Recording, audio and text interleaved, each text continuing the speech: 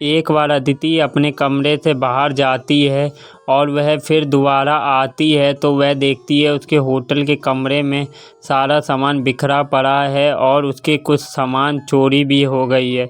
फिर वह तुरंत पुलिस को कॉल करती है और पुलिस को अपने कमरे में बुला लेती है।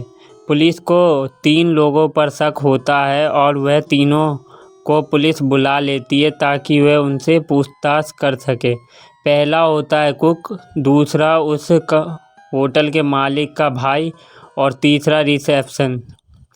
फिर पुलिस एक एक करके तीनों से सवाल पूछती है। कुक बताता है कि मैं खाना बना रहा था और फिर होटल के मालिक का भाई बताता है कि मेरे हाथ में चोट लगी है इसलिए मैं मलहम पट्टी करवाने बाहर गया था। और रिसेप्शन बोलती है कि मैं तो लोगों के फ़ोन अटेंड कर रही थी। फिर इन तीनों को बात सुनने के बाद पुलिस को पता चल जाता है कि कौन झूठ बोल रहा है।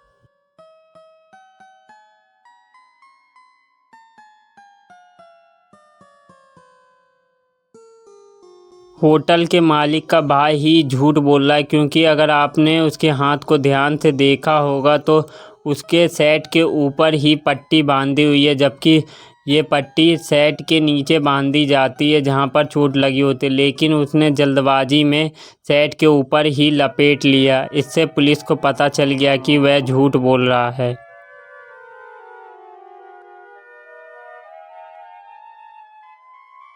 इस कार को बड़े ध्यान से देखिए और हमें बताइए, अगर ये कार राइट की तरफ टर्न होएगी तो इसके चारों टायरों में से कौन सा टायर नहीं घूमेगा? अपना आंसर कमेंट करें।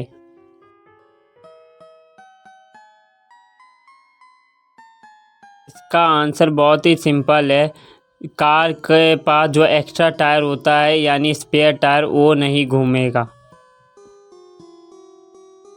इस पहेली का बड़े ध्यान से उत्तर दीजिए।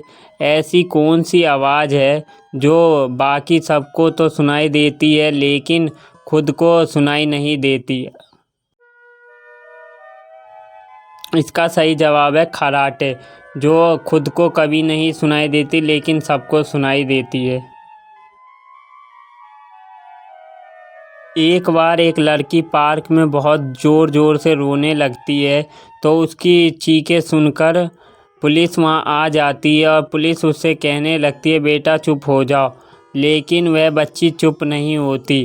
तो थोड़ी ही देर में वहां पर 3 लेडीज़ और आ जाती है और कहती है कि ये बच्चा मेरा है। फिर इन तीनों को देखते हुए पुलिस सोचती है कि इनमें से असली माँ कौन है। फिर जाके वह थोड़ी देर पुलिस उन तीनों को देखता है और साइड में खड़ा हो जाता है। फिर पहली वाली औरत कहती है बेटा मैं तुम्हारे लिए चॉकलेट लाई हूँ, अब चुप हो जाओ। और वहीं दूसरी औरत कहती है बेटा मैं तुम्हें सुबह से ढूंढ रही हूँ, तुम कहाँ चली गई थी मेरी बेटी? फिर जाके तीसरी औरत कहती है बेटा मैं तुम्हारे लिए खिलौना लाई हूँ, अब चुप हो जाओ। फिर इन तीनों की बातों को सुनकर पुलिस वाले को पता चल जाता है कि कौन झूठ बोल रहा है। क्या आपको पता चला कि कौन झूठ बोल रहा है?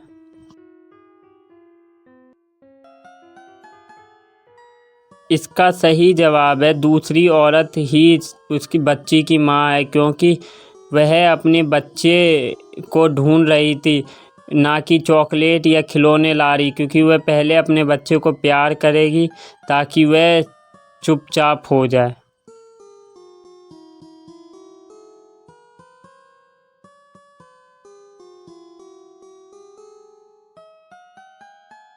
इस पहेली को ध्यान से देखिए और हमें बताइए कि आप सबसे पहले किसे बचाओगे। एक तरफ आपका भाई होता है और दूसरी तरफ आपकी बहन। आप इन दोनों में से सबसे पहले किसे बचाओगे? अपना आंसर कमेंट करके हमें बताइए।